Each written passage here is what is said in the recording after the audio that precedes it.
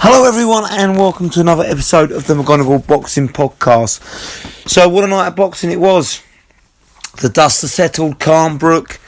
I was there, brilliant atmosphere, brilliant spectacle. Overall fantastic night for boxing. It's going to do huge numbers on pay-per-view. It drew in the casual fans as well as obviously the boxing fans.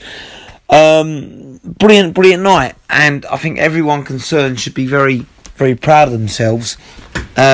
However, just breaking down the fight, there's a lot to pick off the bone, isn't there? First of all, Kellbrook was too big and too strong, and he was also tactically, like I said, much better than Amirkhan.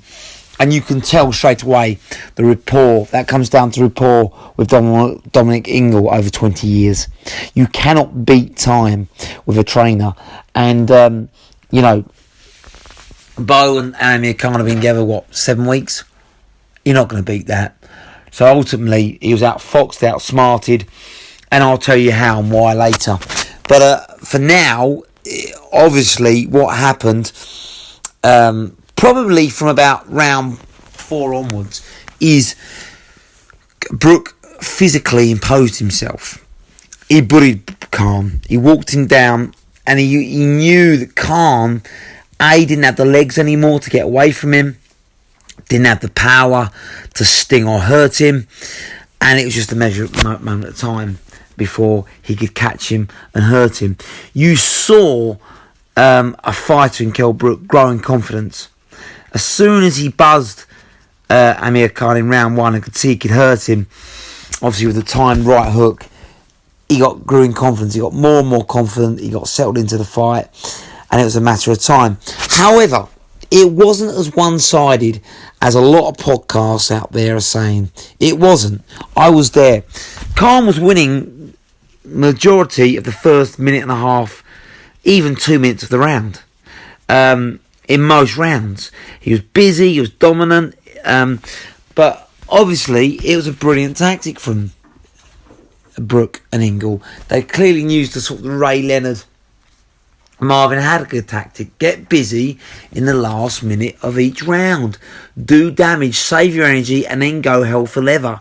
He knew that Brook wasn't going to try and out-punch or outspeed Khan, so it was about picking his spots. At 35, he knew that Brook could outgas himself out if he tried, so instead he just waited. And he timed Khan, and when he timed him with devastation. That was the big thing, whereas Khan looked like he was just trying to throw wildly, with no real kind of tactic. And of course, as he slowed down, and that was the shocking thing for me, Khan looked badly gassed after 3 rounds. A fighter that used to be able to throw, a flurry of punches for 12 rounds, looked badly tired after 3. And his footwork was just wasn't there anymore, was it? He couldn't get out of danger. His hand speed's there, but unfortunately his foot speed is not up to date with his hand speed, and that was what's getting him in trouble. That's why Brook could time him. That's why he could walk him down. And it was quite shocking to see how Khan visibly got tired as the fight wore on, but credit to him. I agree with what a lot of people are saying. He did show a lot of heart to stick in there, because he could have easily swallowed after the first round. He could have easily swallowed after the 3rd round. But he kept going, and he actually rocked Brook at the end of round 5, and it looked like a Terence Crawford all-over game, because suddenly, right at the end of round 5, and no one's mentioning this, probably out of desperation, he's thrown and he's caught Brook right at the end of the bell, and he's just stopped Brook in his traps, like he's been stuck in ice, and Brook stayed static on the ropes for 10 seconds. He was buzzed, but of course the bell went. Brook regained his focus. He came out, and I think he wanted to put on a statement early on in round 6, because he knew that Khan caught him, and he put it on Khan, and before you know it, a minute later the fight stopped. So it was a case of, round 6, Khan had nothing left in the legs. He just couldn't get out of the way of the punches. And what was impressive, in Brook's case, and I didn't think he could do this, is he closed the distance and he just beat Khan up on the inside. Khan's never been an inside fighter, but he just couldn't get away from the hooks, the uppercuts, and just basically being manhandled, thrown in a clinch and thrown onto the ropes and just beaten up and broken down. But it was a cracking fight. The first round was unbelievable excitement. Khan was catching Brook with flow. This is why I'm not getting over the top with it, because Khan ultimately was a 35, nearly 36-year-old fighter, over the hill, hadn't fought in 3 years, and he's still catching Brook with flurries. So what's a young Conor Benn going to do? He's going to knock Brook out. That's what's going to happen. He's just as quick as Khan, far more active, far more confident, far better chin, and punches far harder. Let's not get carried away here. Brook was a fantastic win for him, but he beat a vet, really, didn't he? He hasn't fought a young gun, and he wouldn't. The problem is, if he fought Conor Benn, as Brook's confidence grew and grew in the Khan fight, his confidence would shrink and shrink as he fought Conor Benn, as he realised the punches do not have the same effect. He's being second to the punch. He's being buzzed, and I think you'd still see Brook wilt in that Conor Benn fight, and I'd be very confident of Conor Benn stopping Brook. Yes, he looked great, but there are reasons why he looked great. Anyone can look great when they're full of confidence. Then not many people look great when they have their confidence taken out, and I just don't think either that Brook would train with the same intensity or the same burning desire like he did for, this fight against Khan, which was, let's face it, 15 years in the making of grudges and personal vendettas. And, it just shows you, though, what phenomenal shape Brook can get into when he takes it seriously, goes away from distractions, the party life. He trains not just a crash course diet in 8 weeks, but, 6-7 months of proper clean living, clean eating, training, dedicates himself to boxing. You see how good he is. I thought Khan would ultimately weather an early storm and then start to catch up with Brook, a bit like Spence did, as Brook starts to get tired, especially with the weight drop, because we all know it was not comfortable. Well, it wasn't going to be a comfortable weight loss, but of course 7 months to prepare it, he did it well. Brook looked fit and strong in the ring. He didn't look weight drained like he did against Terence Crawford or Errol Spence. He hadn't crashed weight quickly. He did it over a slow period of time, so he looked healthy. And he didn't gas out. He didn't look tired. He didn't slow down. He just said steady, slowly. And that's exactly what he did. And so he could have fought at that pace. By closing the distance, suddenly he's not fighting at Khan's pace. Khan's fighting at his pace. He could have gone 7, 8, 9, 10, I believe 11, 12 easily. Free fight, I didn't think he could do that in him. I thought Khan would start to wear him out and start to ultimately get to him and stop him in a late flurry against an exhausted Brook. I thought the end of it would be about 8 or 9. It'd have been interesting, I'll be honest with you, Khan weathered the storm and survived round 6 and round 7, maybe, but I can't see it. I just think Brook was at such a steady pace. He paced himself in that fight beautifully.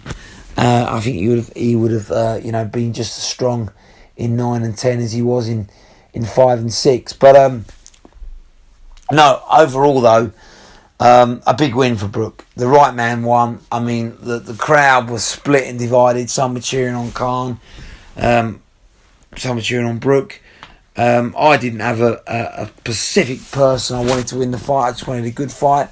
Obviously, I was disappointed it didn't go a bit longer, but it was action-packed. Then first, 2 rounds were brilliant to watch. But I think the fight was over as soon as, Brook could realise he could get to Khan as early as the first round and buzz him.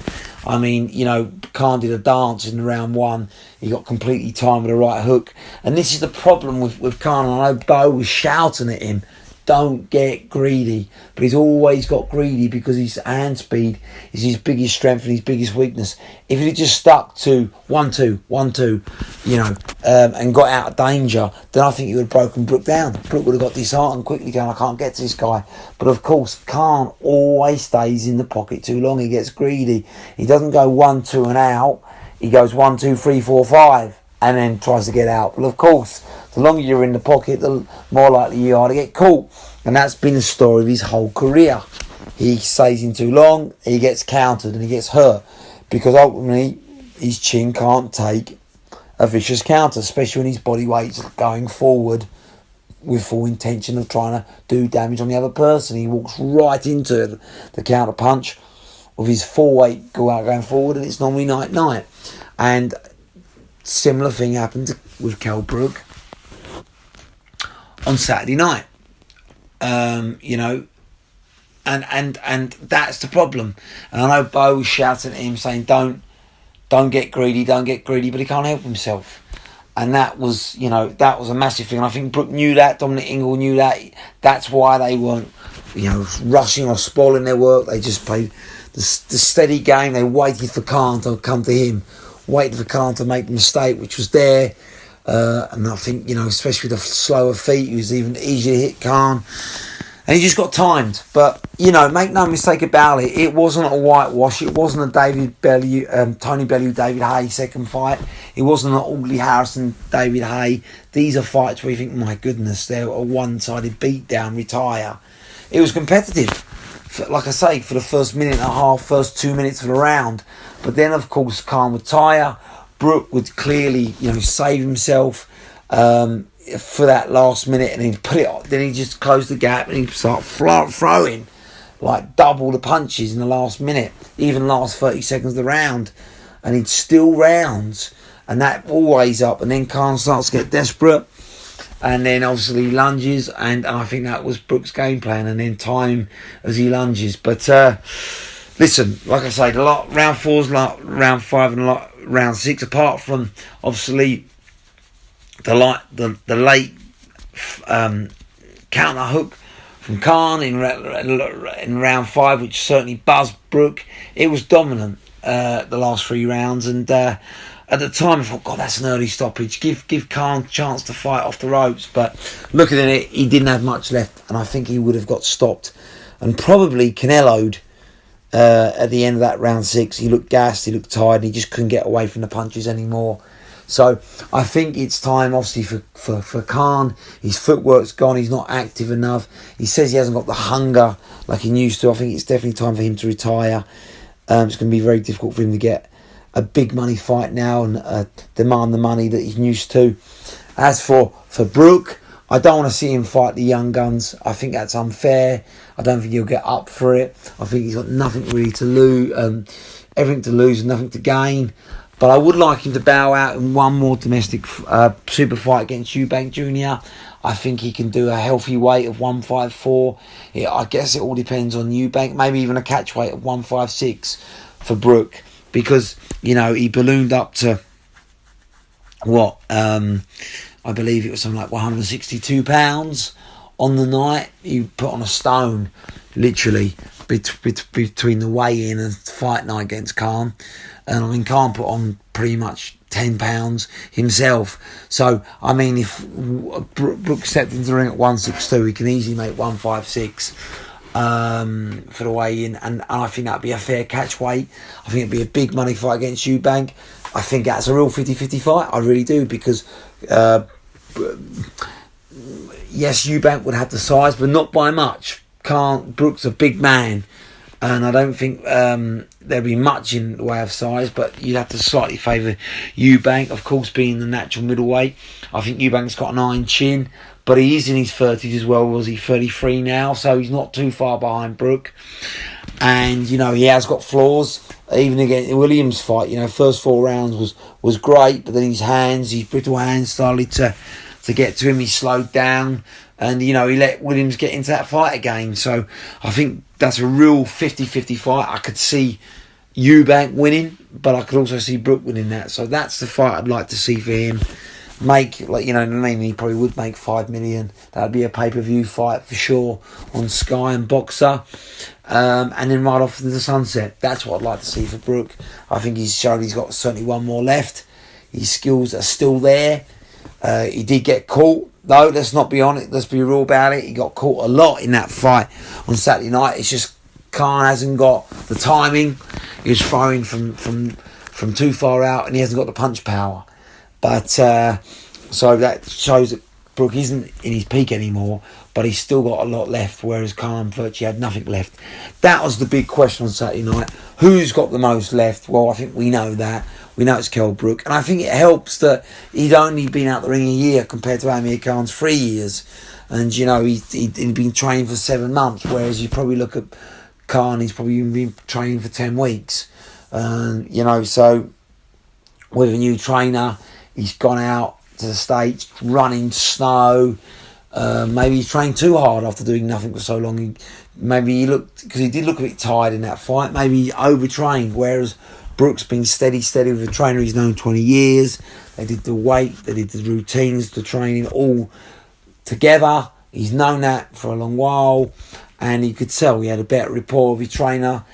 He had the better tactics, he had the better conditioning, and he was a better fighter. And ultimately, Brook has still got a lot left, even though he's not in his peak anymore, whereas Amirkhan, as was evident on Saturday night, has pretty much got nothing left at any world level. So it's time for Khan to retire. I'd like to see Brook have one more against Eubank Jr. and then bow to the sunset again. But credit, you know, Khan kept trying, he got up, he got buzzed a lot, but he held on somehow, and he kept trying until he got stopped. And credit to Brook, masterful tactics, you know, didn't gas himself out, waited for the opportunity, timed Khan, and then was pretty ruthless when he did get him hurt. But like I say, it wasn't a one-sided beat down, as some people are saying. It was very competitive from round 1 to round 5. Certainly for the first minute and a half, but then, you know, I think Brook would wait for Khan to gas out, and then he'd dominate the late stages of each round to take it. So yeah, I mean, I can understand why the judges would score it 5-1 on their scorecard while the fight got stopped. I had it 4-2. I certainly gave Khan 2 rounds, but ultimately it was Brook's night. It was Brook's fight, and he marches on hopefully for one more super fight. And Amirkhan can be proud. He's had a fantastic career, 2-weight world champion, Olympic silver medalist, huge mainstream star. He can bow out with his head high. He gave it a go on Saturday night, but unfortunately, you know, his time's been and gone now. Too much inactivity, wrong tactics, too much variation on his trainers. I don't understand why he left Virgil Hunter. I think he was a great pairing for Khan, helped rein him in a bit. And it's caught up with him, a bit like it caught up with Bellew, like with Hay against Bellew. But what a great night though overall. Fantastic atmosphere. Fantastic for boxing. Boxing is blooming at the moment. And it's great to see that Eddie Hearn and DAZN haven't got it all their own way. Sky is still a major player. And it's going to be interesting, isn't it, with Ben Shalom and Boxer, if they can really start closing the gap now on Eddie Hearn and give him some real competition for probably the first time in about 5 years. So watch this space. But great fight, great night, and a fight to live long in the memory. But it was Kellbrook who did the business ultimately. Too big, too strong, and too clever for a faded Amirkhan.